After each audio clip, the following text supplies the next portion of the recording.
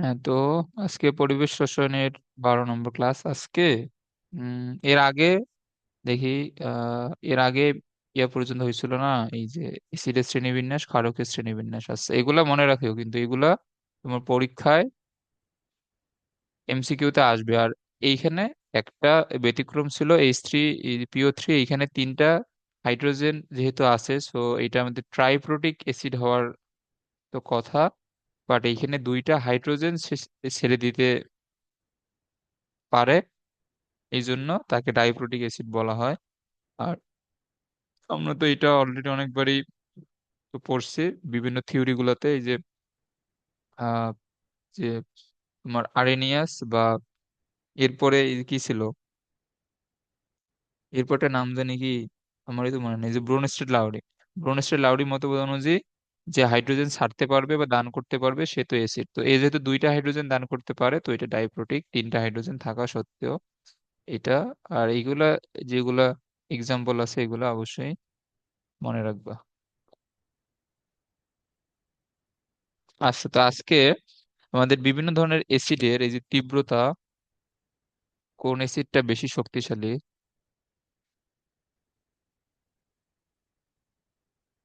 So একটা আছে oxo acid.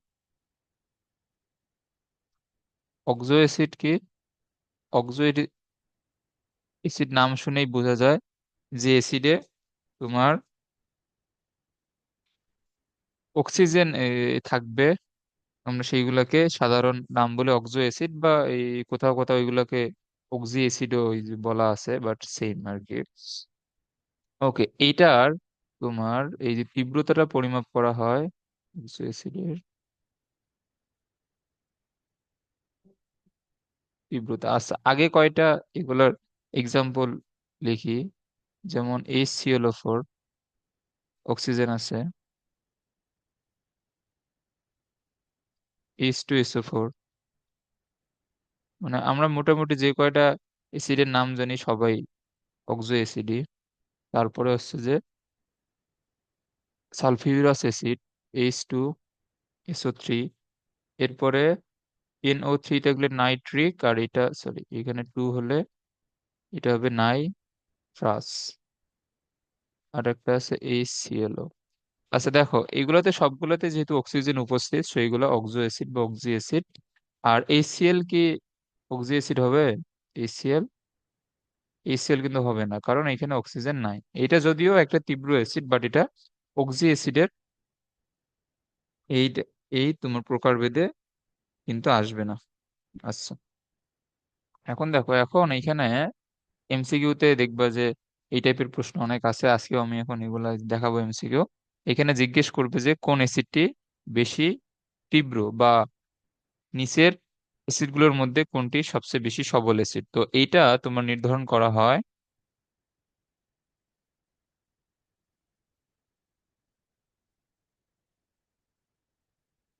যার কেন্দ্রীয় পরমাণুর জারণ সংখ্যা যত বেশি,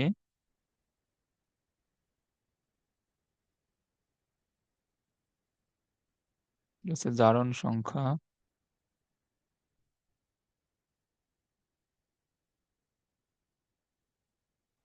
যত বেশি সে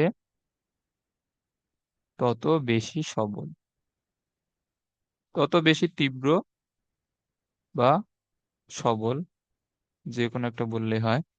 ওকে, এখন এখানে খেয়াল করো, এগুলার সবগুলার কেন্দ্রীয় পরমাণু হচ্ছে এর জন্য Cl, এর জন্য সালফার, এর জন্য নাইট্রোজেন, এর জন্য সালফার, এর জন্য নাইট্রোজেন, এবং এর জন্য Cl বা ক্লোরিন। ওকে, এখন তুমি এগুলা যোজনী এখানে কিভাবে করবা? যেহেতু এগুলার সাথে কোনো ধরনের উপরে প্লাস মাইনাস নাই, মানে সবগুলাই নিরপেক্ষ যৌগ, তো নিরপেক্ষ যৌগের ওভারঅল যোজনী তো জিরো। বাট এইখানে আমরা যদি একটা করে ইন্ডিভিজুয়াল যোজনী বের করতে চাই, একটা অক্সিজেনের যোজনী যে কত বলো তো?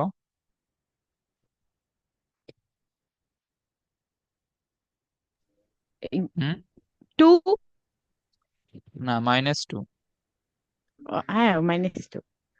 ওকে, তো এই যে ফার্স্টটাতে খেয়াল করো, অক্সিজেনের একটার জন্য যদি -2 হয়, তাহলে এখানে অক্সিজেন আছে চারটা, তাহলে এইখানে O4 এর মোট যোজনী কত হবে? -8 হবে না?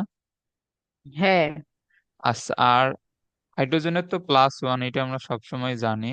এখন এগুলা যেহেতু তোমার নিরপেক্ষ যৌগ আমি বললাম, তো নিরপেক্ষ যৌগের ওভারঅল বা মোট তোমার যোজনী হবে বা যোজ্যতা হবে 0।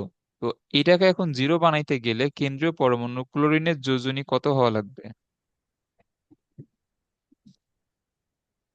বলো? আর 7। হ্যাঁ, এটা হইতে হবে +7। ওকে। এখন সেম ভাবে এইটা হচ্ছে অক্সিজেনের -8, দুইটা হাইড্রোজেন মিলে +2, তাহলে সালফারের হইতে হবে +6। সেম ভাবে এখানে -6, হাইড্রোজেন একটা, তাহলে নাইট্রোজেনের হওয়া লাগবে +5। এইখানে -6, হাইড্রোজেন দুইটা, সালফারের হওয়া লাগবে +4। এইখানে -4 +1, আর তাহলে নাইট্রোজেনের হওয়া লাগবে 3। এইখানে কত, না সরি, যেহেতু অক্সিজেন এটা হবে -2, হাইড্রোজেন একটা, তাহলে এই তোমার সিএল হওয়া লাগবে কত, +1। এগুলো কি বুঝছো? হুম। ওকে। তাহলে এখানে কে সবচেয়ে বেশি তীব্র হবে? এর জন্য তোমার কেন্দ্রীয় পরমাণু যোজন সংখ্যা 7, এর 6, এর 5, এর জন্য 4, এর জন্য 3, এর জন্য 1। তো যার কেন্দ্রীয় পরমাণু জারণ সংখ্যা যত বেশি সে তত বেশি তীব্র, তাহলে সবচেয়ে বেশি তীব্র হবে এটা। এই যে এটা হচ্ছে তীব্রতার ক্রম, এরকম হবে না, এই যে তীব্রতার ক্রম। হ্যাঁ। ওকে, এটা কিন্তু এমসিকিউ এর জন্য অনেক ইম্পর্টেন্ট।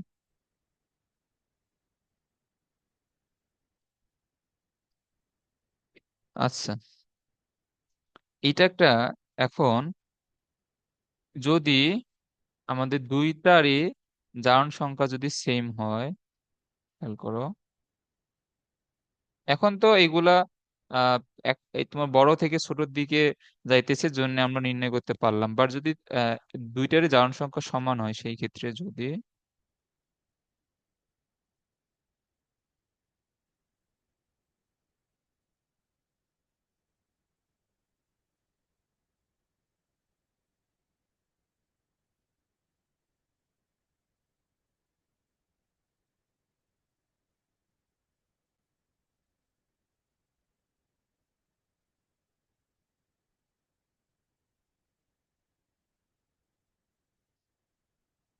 যদি দুইটা যৌগের কেন্দ্রীয় পরমাণু জারণ সংখ্যা সমান হয় সেই ক্ষেত্রে কি হবে?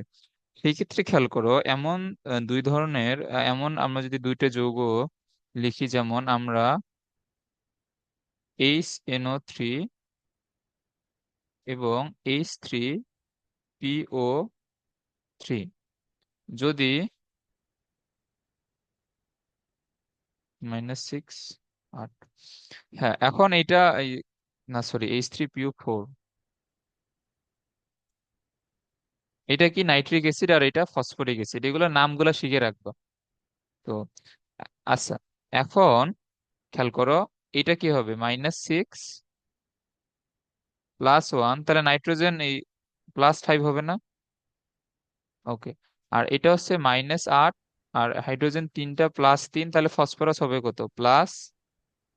5। এখন খেয়াল করো, দুইটার ক্ষেত্রে কেন্দ্রীয় পরমাণু জারণ সংখ্যা সেম আসতেছে, এই ক্ষেত্রে কে বেশি তীব্র হবে? এখন এটা যদিও হচ্ছে যে,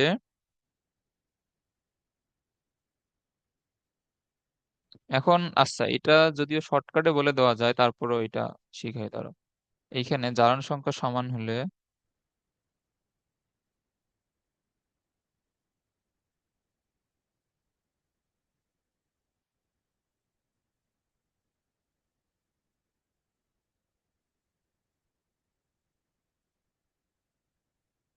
যার চার্জ ঘনত্ব বেশি হবে,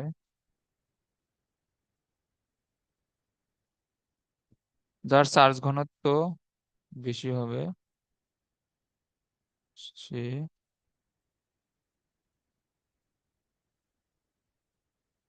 সে তত তীব্র হচ্ছে। আচ্ছা, এখন এটা তুমি স্থির তড়িৎ দিয়ে একটু চিন্তা করো, যদিও ওর সাথে এর কোনো মিল নাই, তারপরে বোঝার সুবিধার্থে।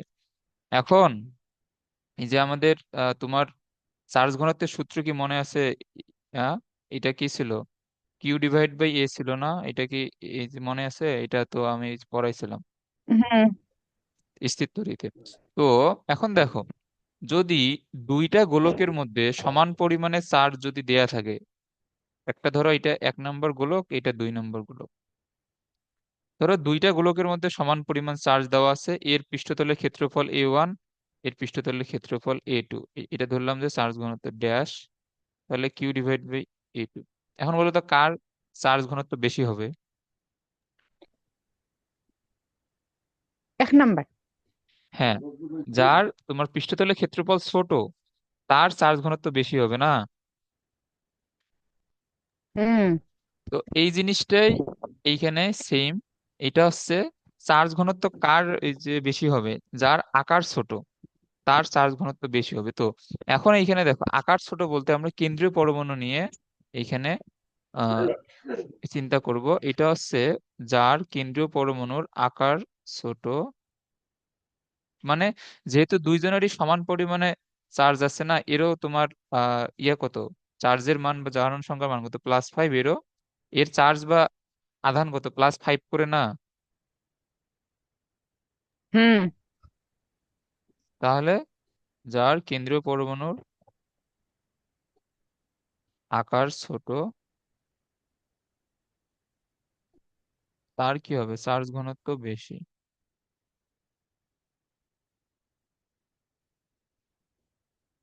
এবং চার্জ ঘনত্ব যদি বেশি হয় তাহলে কি হবে, সে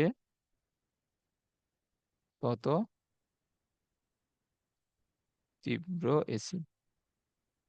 তাহলে এখানে তোমার যে কেন্দ্রীয় পরমাণু হচ্ছে দুইটা, একটা হচ্ছে নাইট্রোজেন, একটা হচ্ছে ফসফরাস। তাহলে নাইট্রোজেন এবং ফসফরাসের মধ্যে কার আকার ছোট বলো তো? নাইট্রোজেন। হ্যাঁ, এর মধ্যে নাইট্রোজেনের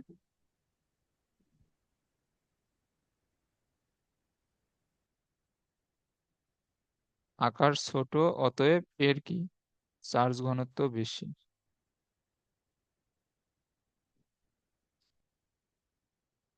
তো এখন তোমার যদি এমসিকিউ তে আসে, তোমার তো এত কিছু জানার দরকার নেই, বাট এটা লিখে দিলাম যদি খ নম্বরে আসে এর জন্য। আর যদি এমসিকিউ তে আসে তখন তুমি এটা ডিরেক্ট মনে রাখবা, যার আকার ছোট সে তত বেশি তীব্র অ্যাসিড, মানে যদি জারণ সংখ্যা সমান হয় আর কি। আচ্ছা, তাহলে এখানে কে তীব্র হবে? HNO3 nitric acid. Is greater than H3PO4। তাহলে এখানে এমসিকিউ এর জন্য জাস্ট এইটুকু মনে রাখতে, এই মনে রাখলেই হবে, জারণ সংখ্যা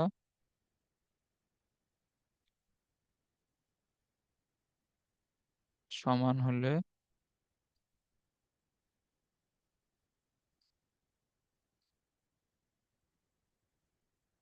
যার কেন্দ্রীয় পরমাণুর আকার ছোট সে বেশি তীব্র।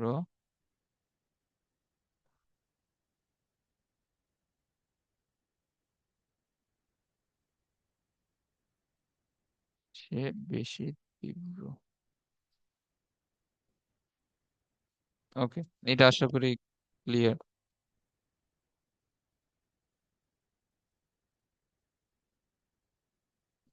আচ্ছা,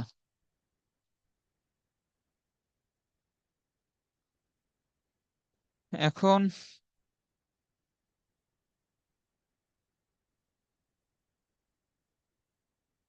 আরো কিছু জিনিস আছে এখানে। ফসফরাসের অক্সো অ্যাসিড,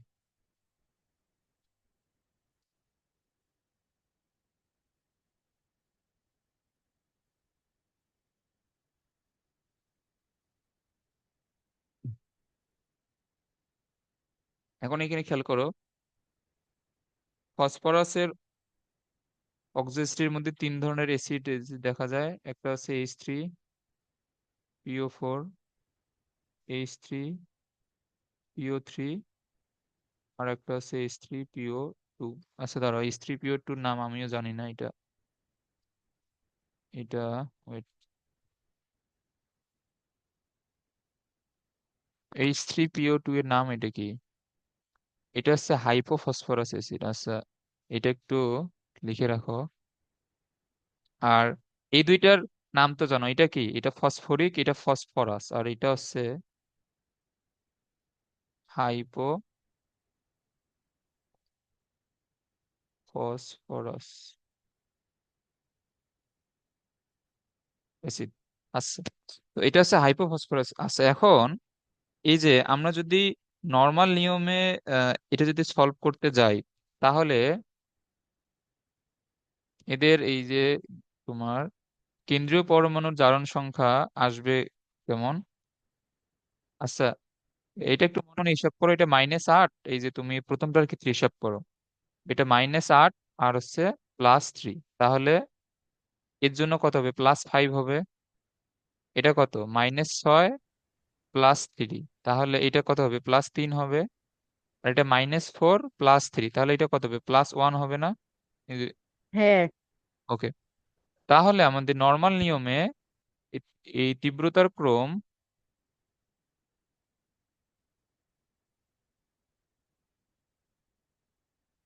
তাহলে তোমার তীব্রতার ক্রম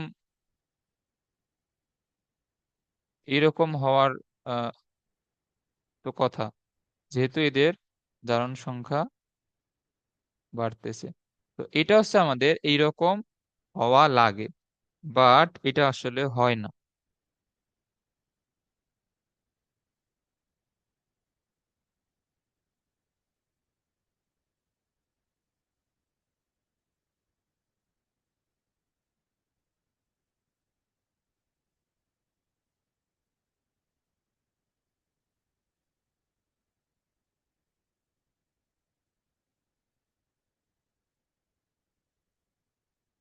ওকে, এখন ক্রমটা কেন সঠিক নয়, এটা হচ্ছে এদের এদের গঠনের উপরে নির্ভর করে। তো একটার এই যে স্ট্রাকচার তো আমি দেখাইছিলাম আগের ক্লাসে, H3PO4 এর সম্ভবত।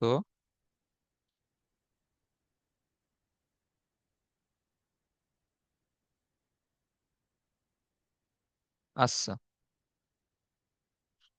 এখন এইখানে খেয়াল করো, আমি যদি এই তিনটারই স্ট্রাকচার যদি আঁকি, সো প্রথমটা হচ্ছে H3PO4। ওকে, তো এটা হচ্ছে তোমার যেহেতু সেন্ট্রাল অ্যাটম কত, পি হচ্ছে সেন্ট্রাল অ্যাটম, তাহলে এখানে PO4 না, তাহলে আচ্ছা, এখন এখানে তোমার যেহেতু এর যোজনী 5, এর মানে ফসফরাসের সর্বোচ্চ যোজনী কত, 5 হয় না? এগুলো কি হ্যাঁ, পড়ছো? ওকে, তো হ্যাঁ, এর এইখান পড়ছি। থেকে এই 5টা হাত বের হবে, তো 2 3 4 5, তো এইখানে হুম, বসবে একটা অক্সিজেন, আর এইখানে একটা, আর হচ্ছে যে এইখানে একটা, আর হচ্ছে যে এইখানে একটা। ওকে, এর পরেরটা পি, এইখানে একটা,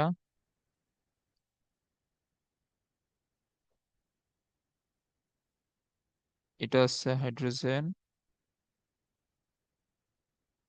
এটা ওএইচ, এটা কি হচ্ছে, H3PO3, আর হচ্ছে এরপরে PO2, তাহলে পি এর সাথে একটা অক্সিজেন, ওএইচ, আর হচ্ছে যে এইখানে একটা হাইড্রোজেন, এইখানে একটা হাইড্রোজেন।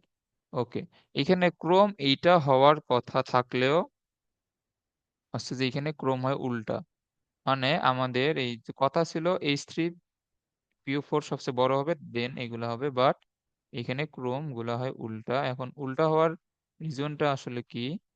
এখন দেখো, তোমার অ্যাসিডের এই তীব্রতা কার উপরে নির্ভর করে, অ্যাসিডের তীব্রতা নির্ভর করে তুমি কত পরিমাণে হাইড্রোজেন ছাড়তে পারতেছো এর উপরে।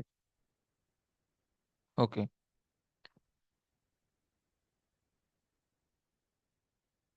ও, ও।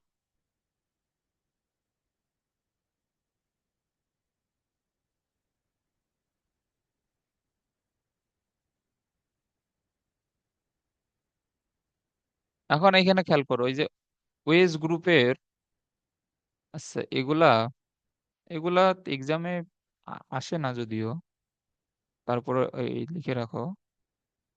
আচ্ছা দেখো, ওইস গ্রুপের এই চিহ্ন কি মাইনাস না? তোমার হাইড্রোক্সিল গ্রুপের, হুম। তো এখানে আছে হাইড্রোক্সিল গ্রুপ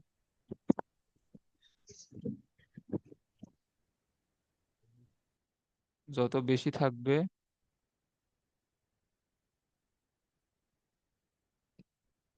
অ্যাসিডের তীব্রতা এখানে কি হবে, অত হ্রাস পায়।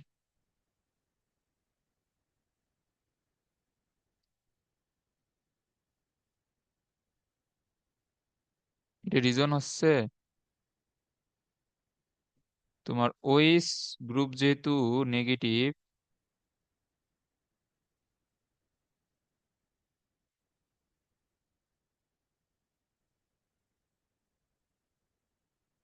এটা হচ্ছে তোমার পজিটিভ চার্জ বিশিষ্ট এই যে এইচ প্লাস বা এই যে প্রোটনকে আকর্ষণ করে।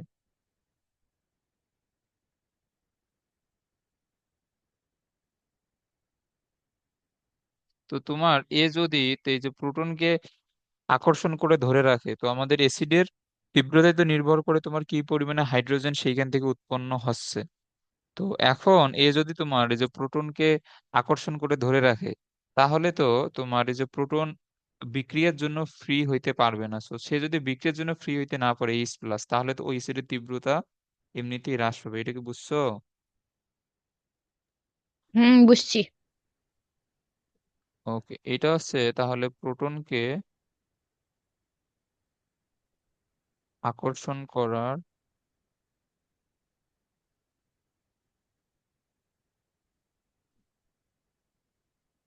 মানে হলো অ্যাসিড ধর্মের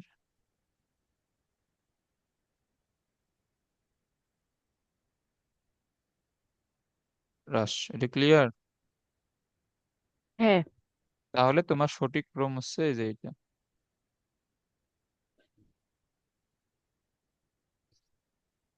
মানে যেইখানে ওইস গ্রুপ কম থাকবে ওটা হবে সবচেয়ে বেশি তীব্র।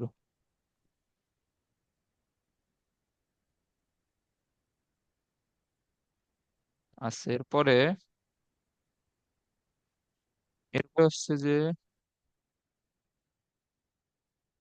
আমাদের হ্যালোজেন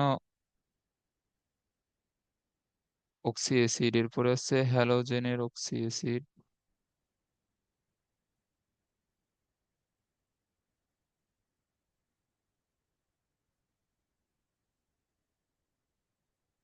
আচ্ছা, এখন আছে হ্যালোজেনের অক্সি অ্যাসিডের মধ্যে আমরা এর আগেও বেশ কয়েকটা পড়ছি, যে HClO4,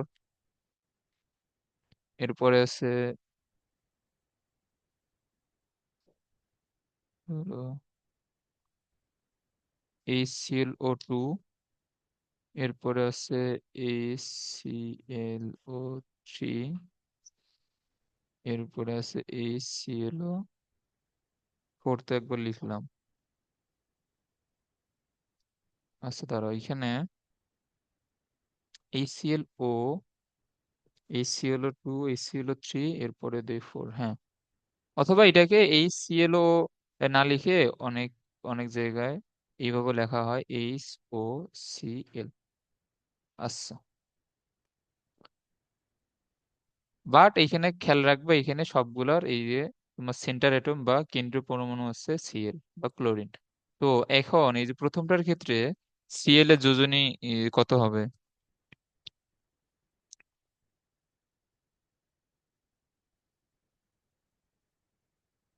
বলো? 1। হ্যাঁ, এটা হবে +1, এরপরেরটা +3, এরপরেরটা +5, এবং এরপরেরটা হচ্ছে +7।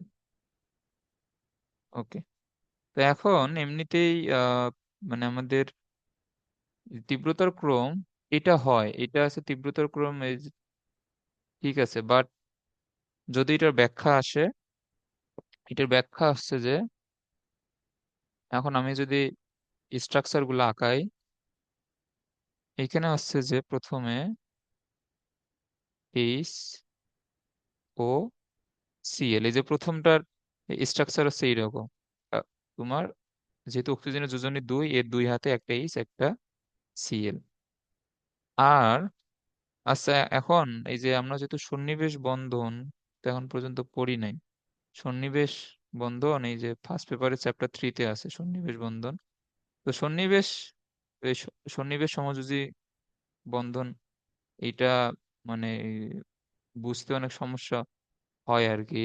এটা আমিও ঠিকঠাক মতো বুঝতাম না। আচ্ছা, এখানে এই যে তোমার সন্নিবেশ সমযোজী বন্ধন হচ্ছে যে এরকম তীর চিহ্ন দিয়ে তো এই যে প্রকাশ করা হয়, যদি ওইটা যদি একবার হলো তো দেখার কথা, যখন আমরা এটা পড়বো তখন এটা বুঝবো, সমস্যা নেই। বাট এগুলার এই যে তোমার এই গঠনে সন্নিবেশ সমযোজী বন্ধন আর কি আসে। আচ্ছা, এরপরে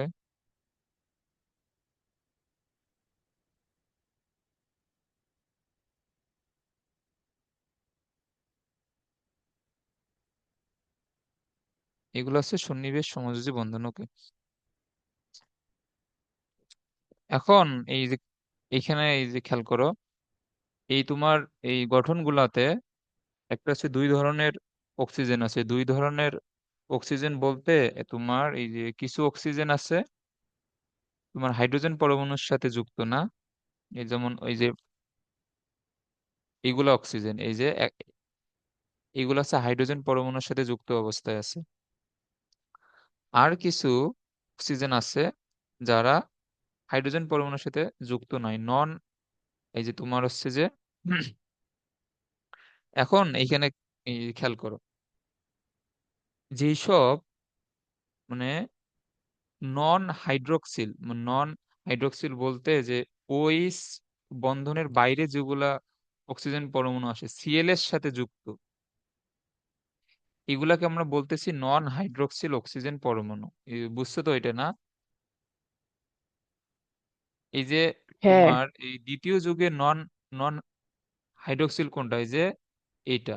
এরপরে এই যে একটা আছে সিএল এর সাথে, এখানে আছে দুইটা, আর একদম 4 নম্বর যুগে আছে একটা, দুইটা, তিনটা। এগুলা আশা করি ক্লিয়ার। এখন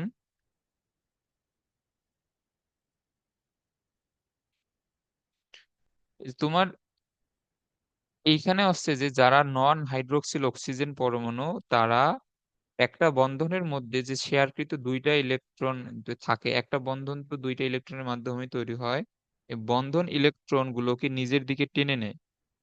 মানে হচ্ছে যে তোমার ওই ধরো যে এই, আচ্ছা আমি এটা একটু বড় করে বুঝাই তাহলে। দেখো এখানে সিএল, আর এইখানে হচ্ছে যে একটা অক্সিজেন, এটাকে আমরা বলতেছি নন হাইড্রোক্সিল, বা যেটা ওইস বন্ধনের সাথে যুক্ত না, আমরা এটাকে বলতেছি নন হাইড্রোক্সিল। তো এই যেটা করে, এইখানে একটা যে তোমার বন্ধন সৃষ্টি হয়েছে, যে কোনো বন্ধন মিনিমাম দুইটা, মিনিমাম না, দুইটা ইলেকট্রনের শেয়ারের মাধ্যমে তৈরি হয়। এই বন্ধন ইলেকট্রন গুলাকে এ নিজের দিকে টেনে নেয়। এই যে তোমার সিএলও, এই যে বন্ধনের যে ইলেকট্রনটা, এখন তোমার যদি এই বন্ধনের যেগুলো ইলেকট্রন, এটা যদি নিজের দিকে টেনে নেয় অক্সিজেন, তাহলে অক্সিজেন হয়ে যাবে ডেল্টা নেগেটিভ, আর সিএল হয়ে যাবে ডেল্টা পজিটিভ। এগুলো তো পড়ছো যে তোমার হুম। বন্ধন ইলেকট্রন যার দিকে সরে যাবে সে হবে নেগেটিভ, আর তোমার এই বিপরীত দিকেটা হবে যে পজিটিভ। ওকে,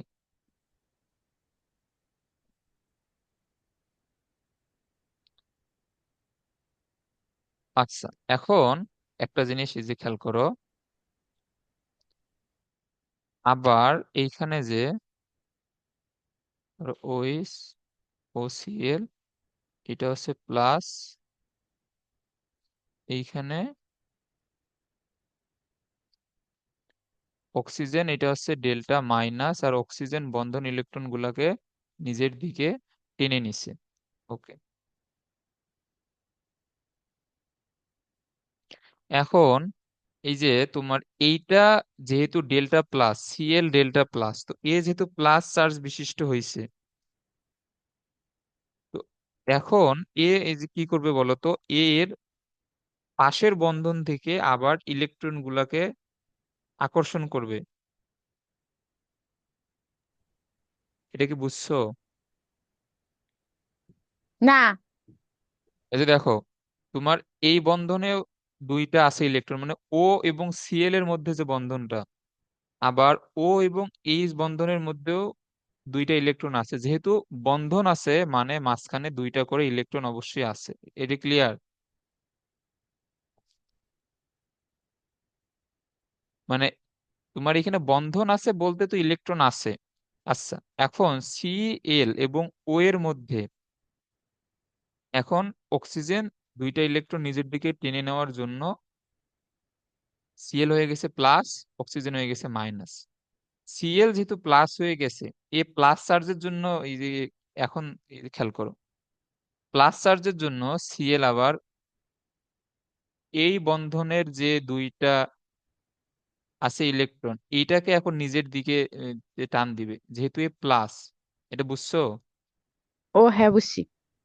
ওকে, এখন এ যদি এই বন্ধনের দুইটা ইলেকট্রনকে নিজের দিকে টান দেয়, তাহলে আবার ও এই যে তোমার অক্সিজেন এই যে কি হবে বলো তো?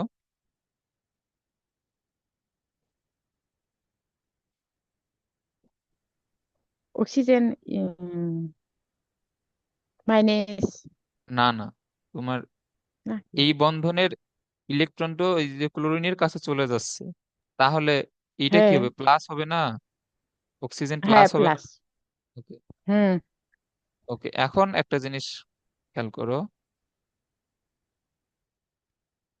তাহলে এইখানে বেশ কয়েকটা জিনিস আছে। এই যে প্রথমে হচ্ছে যে এ এই অক্সিজেন তোমার টান দিছে, এরপরে এইটা প্লাস হওয়ার জন্য এ আবার এই ইলেকট্রনকে টান দিছে, আবার এইটা হয়ে গেছে প্লাস না, এই অক্সিজেন। এখন এইটা প্লাস হওয়ার কারণে ও এইচ বন্ধনে যে দুইটা ইলেকট্রন, এই দুইটা ইলেকট্রনকেও তো এই ও- এই যে তোমার ও এইচ বন্ধনের যে অক্সিজেন, সে আবারও নিজের দিকে টান দিবে। এটা বুঝছো? হ্যাঁ। ওকে, এখন এই যে ও এইচ বন্ধনের যেগুলা ইলেকট্রন, এগুলা যদি তোমার অক্সিজেনটা নিজের দিকে টান দেয়, তাহলে হাইড্রোজেন কি হবে? এই প্লাস হবে না হাইড্রোজেন? হবে। ওকে, এখন এর এর সাইডে তো আর কোনো এই বন্ধন টন্ধন নাই, তখন তখন হাইড্রোজেন হচ্ছে এইচ প্লাস হিসেবে বের হয়ে যায়।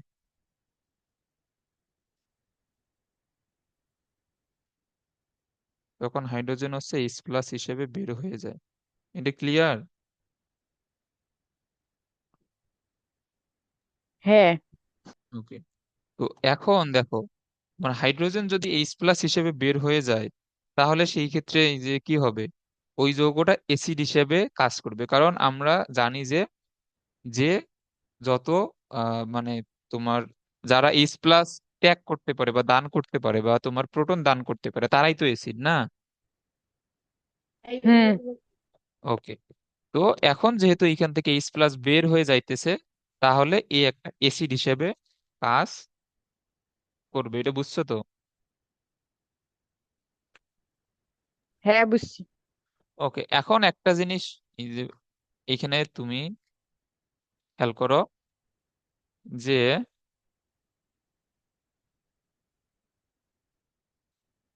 এইচ ও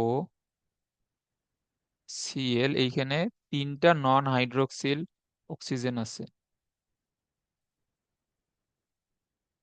আচ্ছা, এখন দেখো, এইটা তো প্লাস হবে কারণ বন্ধন ইলেকট্রনকে নিজের দিকে টান দিবে, এও বন্ধন ইলেকট্রনকে নিজের দিকে, সরি, এগুলো তো মাইনাস হবে। ওইস,